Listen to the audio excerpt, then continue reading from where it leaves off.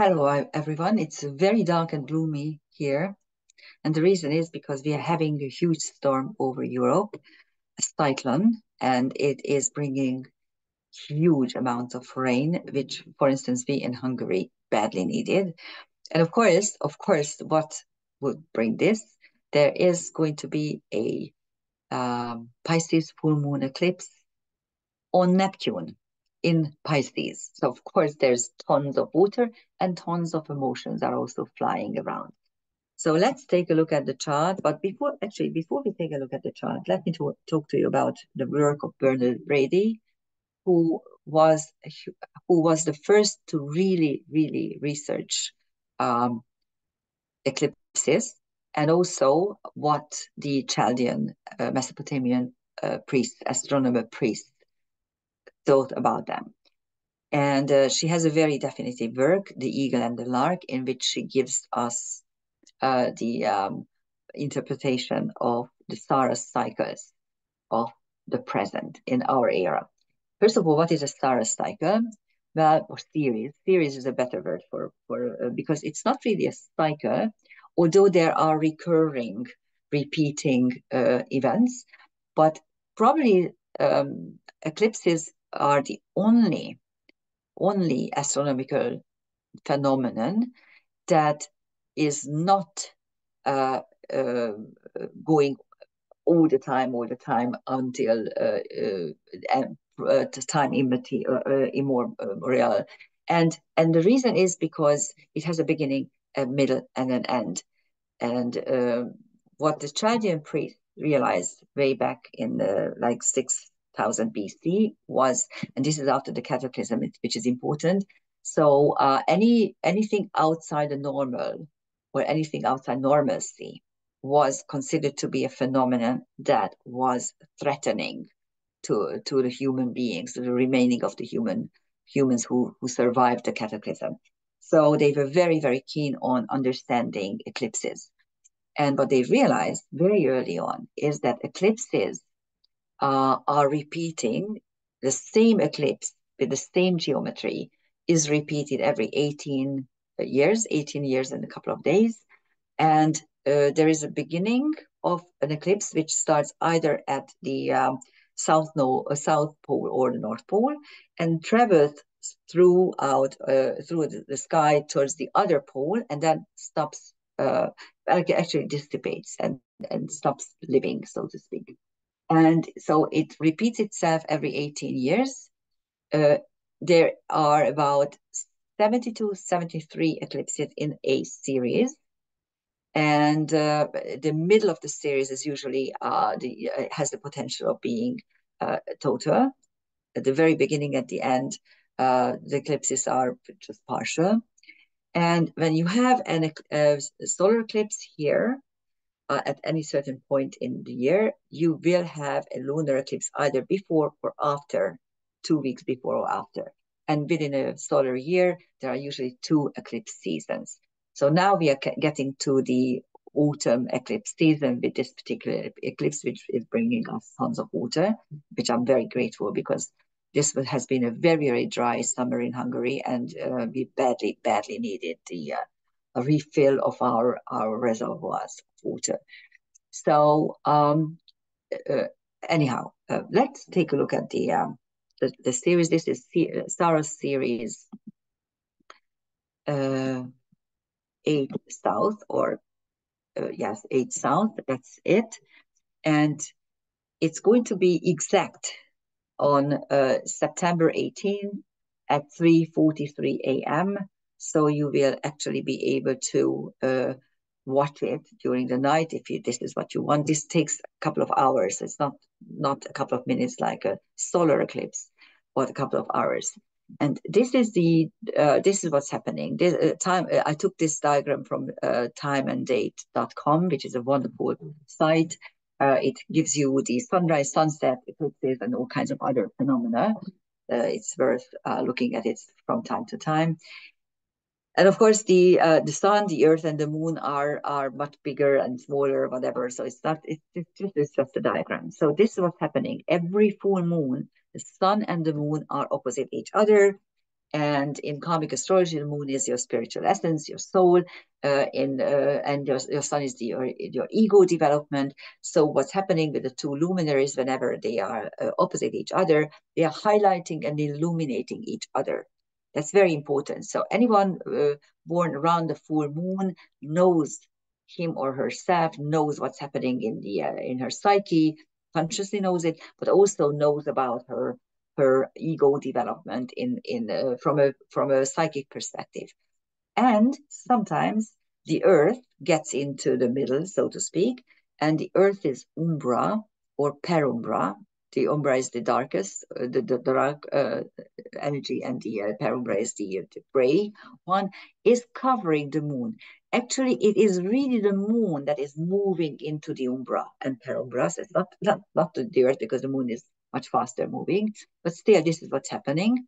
And psychologically speaking, because the earth is the earth plane, it is the element of earth is your practical, down to earth, everyday senses, the human senses. What's happening is your human sensuousness is blocking out the moon. So that's what's happening. So it and if you consider from an astrologer's viewpoint what is happening, many times people, my clients, are reporting that they did something that they usually don't do.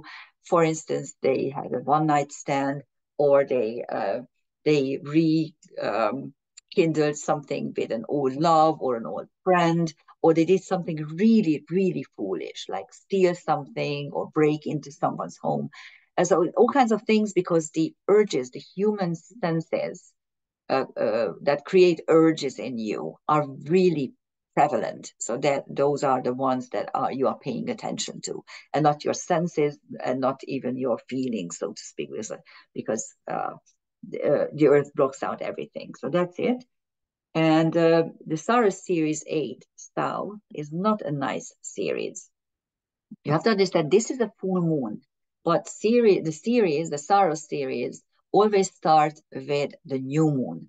And now the new moon comes next 2 weeks later, which is not a very particularly important new moon, and I'm going to tell you why when I'm going to make a video on it. But the full moon for us, the full moon eclipse, is quite relevant and quite so you need to pay attention. This is not a nice series, according to Bernard Brady, who researched them. She has a wonderful book, The Eagle and the Lark. You'll find the information there. And this is what she says about, okay, actually, the eclipse start is at 1718. This is a South Pole eclipse series, so it will cover the distance towards the North Pole. And that is why she speaks about the new moon, because the first eclipse was always a new moon. It's always a new moon. Here are the placements. And as you can detect from the placements, there are a number of aspects. I'm only using the very tight ones. There's a Venus-Jupiter square. How interesting that we just had a Venus-Jupiter trine. Also Venus North Node quincunx and the Jupiter-Venus sextile. So this three, Jupiter, Venus, and the North Node, create a little engine. We are not going to take a look at this, because this is just the starting energy pattern. We are going to look at the chart itself for us for the full moon. There's also Mercury Mars sextile, which creates a strong and effective communication. There's also a Neptune Pluto trine. Again, this is the date 1718. So this is the start chart, which we are not going to look at, but these are the placements. And what she actually highlights is Saturn is at the midpoint of the new moon Mars. So whenever you see Saturn and Mars in any planetary picture or any configuration, that is accident prone, that has a lot of tension, either subdued tension, or that is ready to blow, or some sort of accident energy. And this is what you said: separation and loss, to be parted, to finish something and to feel sad at its completion. Physical injury is also possible through overstraining one's strength. So there are accident energies there. And this is not the time to undertake strenuous physical activities. So take it easy. That's what Bernard Brady practically says. And here are the dates for the years for the eclipse. As I said, they repeat themselves every 18 years, a couple of days, 7 days or something. Here's the eclipse path. And as you can see, it will be visible, observable for most of the part of North America, most of the part of Europe, and actually there is this, and of course South America and part of Africa as well. And if you take a look, England is fully there, and so is the big countries of Europe. And if we look at Europe itself, so this is, we can see the entire eclipse visible from England. This depends when the sun rises, really. And this is only for the partial eclipse. Here in Hungary, we will be able to observe the partial eclipse because then the sun will rise and we won't see. Actually, the moon will set. Sun will rise and the moon will set. And as we go further to the east, it's less and less visible. Okay, the London chart has Leo rising. So actually the second house sun is the chart ruler. And the sun in the second is always linked to finances and resources. And the moon is in the eighth house, the house of karmic debts, and also death and all kinds of other unpleasant things. You still have the Chiron Aries conjunction tight. The moon is coming up to Neptune. That is why we have this huge amount of water, which I'm very happy. Those people who get the flood, of course, probably aren't so happy about it, but we in Hungary are very happy about it. And of course, Pallas Athena and Lilith are still very close to each other, and they are traveling together now to strong and independent feminine. Lilith is revolt against injustice, and Pallas Athena is wisdom. And Venus has moved away, she's separating from the Jupiter-Venus trine. Now it's separating. It's still there, kind of, but it's quite wide to my taste. And Vesta Mercury, which was very tight at the exact Jupiter-Venus trine 3 days ago, is now again separating. You can still focus on your communication, of course. So let's take a look at what is happening there with things that are around 25 degrees. 24 to 27-ish, but that is why some of these aspects are wide to my taste, but I still included them because you can learn from them. So here are three distinct configurations. One is a bow. A bow is kind of like, it looks like a mystic rectangle, except it's not made up, it's made up by two oppositions, yes. But the edges are not trines and sextiles, but quincunxes and semisextiles, the two karmic aspects. So it's a bow tie actually, and not bow but bow tie, but who cares? Okay, and this is made up actually by the Venus Aries opposition, partly Venus Chiron opposition, which is separating now, and the Sun Moon, of course, and Sun Neptune oppositions. And so you have finances and, of course, well-being and harmony opposed to drastically altered outward circumstances and the karmic wounds that are created by them. A lot of people are dying on the fronts everywhere in Gaza and in Ukraine as well. And this is because of the greed of the West. They simply don't want the Russians to win. They have been, oh, I love when CNN says unprovoked war. No, it wasn't unprovoked. The United States kept poking at the Russian bear for a decade. Okay, so that's what was happening, and they simply wanted to get the resources, which they did. Look at BlackRock. Look at Vanguard. They all have huge portions of Ukraine for their coffers, so to speak. And it's just so dishonest. And of course, it's a proxy war, like so many times. And of course, Ukrainians and Russians are dying as a result, just like always. And I don't care what you say about Donald Trump and Kamala Harris. I respect your attitude towards the two candidates. I respect your way of thinking. But the fact remains that during Trump, there were no wars. started by the United States. And this is, to me, as a human being, that counts. Not one person died as a result of any type of war that was fought by or triggered by the the Americans. Let's put it this way. Anyhow, so that's the bow tie, and then there's also a dissolved opposition. The Sun Moon is dissolved by Uranus, so there's a Sun Uranus trine as well, which is change, which is change and transformation. We badly need that. And there's also a tiny, tiny angel wing, created by Uranus, Neptune moon, and Aries. So again, the angel wings are the smallest, the tiniest of the configurations. But you have here Neptune, which is the smoke screen, and also universal love, of course. You also have Uranus, which is change and chaos, and you have Aries, drastically altered outward circumstances, plus Chiron, which is wounds around anything that is represented by Aries. So those are the energies of this full moon. So what is happening? If you look around, the war is escalating, and also the floods, the emotions, and the waters are also flying freely or flowing freely. Here are the transcendental celestial objects. On the sun, you have Niobe, Atlantis, and Teros.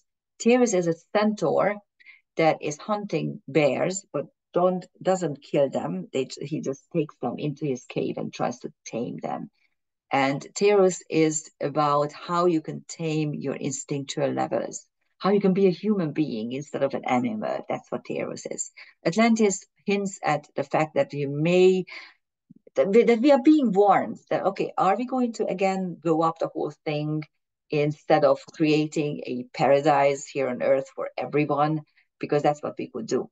And Niobe is unconsolable grief. Niobe is one of the hubris asteroids, but showing it from a human perspective. And Niobe is bragging about the fact that she has 7 sons and 7 daughters, as opposed to Leto, who only had Artemis and Apollo. And of course, Artemis and Apollo kills all her sons and daughters, and she turns into this huge rock of pain. And so this is one of the hubris asteroids in the picture. On the Moon Neptune conjunction, we have Circe, the sorceress, who is turning men into swines. Venus has Antigone, another hubris asteroid, but Antigone is a heroine who actually says that divine law is above human law. So if there's a human law and a divine law, then the human law is below it, and the divine law should prevail and should win. And that is why she pays for her life, with her life. And 2 beautiful, bright, gorgeous stars, Spica, which is Alpha Virgo, which is one of the most brilliant stars, the life-giving energy of the celestial Virgin, and Arcturus, which is Alpha Boots, which is actually a star, a world, a fifth dimensional world, where children's souls who died of abuse and neglect and all kinds of horrible things, those souls are being healed on this world. So it's a very prominent world as well. And on Uranus, you have 2 centaurs, actually TNOs. I keep using centaur because it's a generalization. Any trans-Neptunian planet, no matter where it orbits, because astronomers label some as centaurs, some as TNOs, some as LTOs, ETNOs, 2TNOs, so all kinds of labels. And it's easier for me to talk about them as centaurs because they all describe our karmic wounds and the phobias or special traits that we could learn from those wounds if we can heal from them. So both Lempo and Alicanto are TNOs. Actually, Alicanto is an ETNO, an extreme TNO with a very long orbital period. And Lempo is the creator god of the Finnish nation, Finnish people, who then is turned into a demon and an ugly demon in Christian times. And Lempo signifies the process when there is a regime change, there is an ideology change. And all of a sudden, the previous regime, the previous ideology, the previous religion, and the figures of it are turned into demons and turned into horrible things. And so that's Lampo. And Alicanto is the nocturnal bird in the Atacama Desert of Chile. And her feathers are made of gold and silver and precious metals. And this is what she eats. So she eats precious metals. And every time she is eating too much, she is unable to fly because she's too heavy. And this symbolizes human greed. It symbolizes the fact that if you're too greedy, if you amass horrible amounts of wealth and things and goods, then you won't be able to function as a human being. You won't be able to fulfill your main function, which is to remain a human being. It's brilliant because Uranus is there at the moment, and Algol, Beta Perseus is also on Uranus. Actually, Uranus is on Algol, and I always emphasize that stars cannot bring you bad stuff. Yes, you can utilize it in a bad way. Yes, you can misinterpret it, but stars are not within the solar system, so they are not part of the normal human levels. They are part of universal energies, and so we need to understand them. And actually, Algol is a very strong feminine um, uh, mystery school, so to speak, where very strong feminine are being taught what to do, how to do it. So those are the transcendental objects. And we have this beautiful devil's padlock, which is made up by a double karmic cage and a Thor's kite. I have no idea whether you will understand this label, devil's padlock, but in Hungary we have this game that you can work with a thread. I can show it to you. Actually, I will show to my group when I meet them. And two girls, usually girls are playing it, so they are taking the thread in certain ways from another hand, and finally they end up with a devil's padlock, which is very very difficult to take over. And whenever this happens, whenever there's a devil's padlock, what happens is either they can resolve it or the thread falls apart, and then they need to start all over. We are at such a moment. We are actually at such a moment. Actually, this devil's padlock is made up by a which is a double karmic cage, which is actually a round cross, and two Thor's kite. This is a Thor's hammer, and when you have an opposition point with two semi squares, then you get a Thor's kite, and there are two of them. So this is a pattern which is full of tension. There's the ascendant descendant on one hand, the nodal axis on the other hand.